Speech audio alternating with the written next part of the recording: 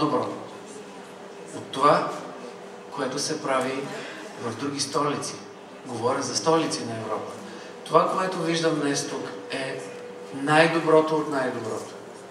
Един инвеститор, който очевидно е разбрал, че това е начинът, по който това ще се превърне в един работещ център за хората в Русе, за хората от региона.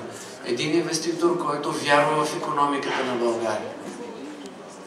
Какво правим ние обаче, като правителство, като държава, за да подпомагаме такива стратегически инвеститори, които ни карат да се чувстваме не само европейци, но и граждани на този глобален свят?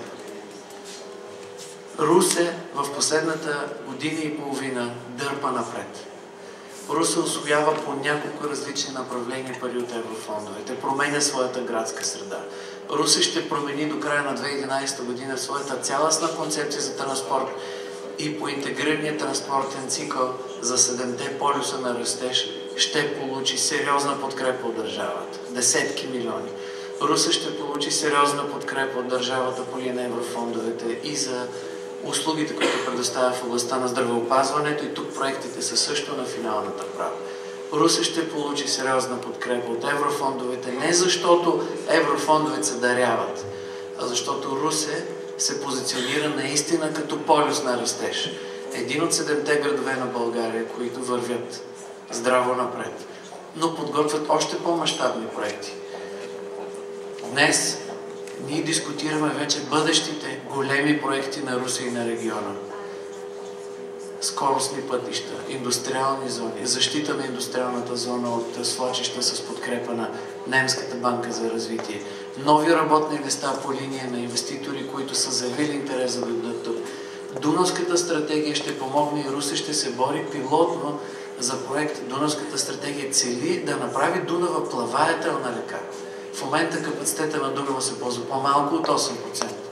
Това ще позиционира малката Виена, българската европейска столица на Дунава, Русе, по един съвсем друг начин, и тези проекти също идват. Русе, разбира се, ще има златния шанс с подкрепата на правителството, и аз декларирам категорично тази подкрепа, да подготви своите приоритетни проекти и те да получат своето реализиране. От тази гледна точка всички вие трябва да разберете, че бъдещето на България, нашата икономика, не е само това, което изграждаме като проекти, като визия, но и нашите ежедневни усилия да работим, да даваме всичко от себе си. И когато един инвеститор създава 1000 работни места в град като Русе, който създава най-доброто от най-доброто, аз съм дълбоко убеден, че хората ще припознаят този мол като техният мол. Тук има изключителен киноцентър, такъв какъвто аз не съм виждал и в София. Имах възможност да го посетя. Тук има Carrefour, такъв какъвто, знаете, е направен по последната им технология, по последните им начини на разпределяне, последната им концепция. И тук ние имаме вече, освен един търговски център, и нещо много повече. Защото този глобален инвеститор, навсякъде където е инвеститор, той не създава само изключително качествени сгради. Той създава среда за всички вас и се надявам вие да го признаете това нещо и да го припознаете като вашата среда. И не само в 6 тежки зимни месеци, тук е помислено за всички.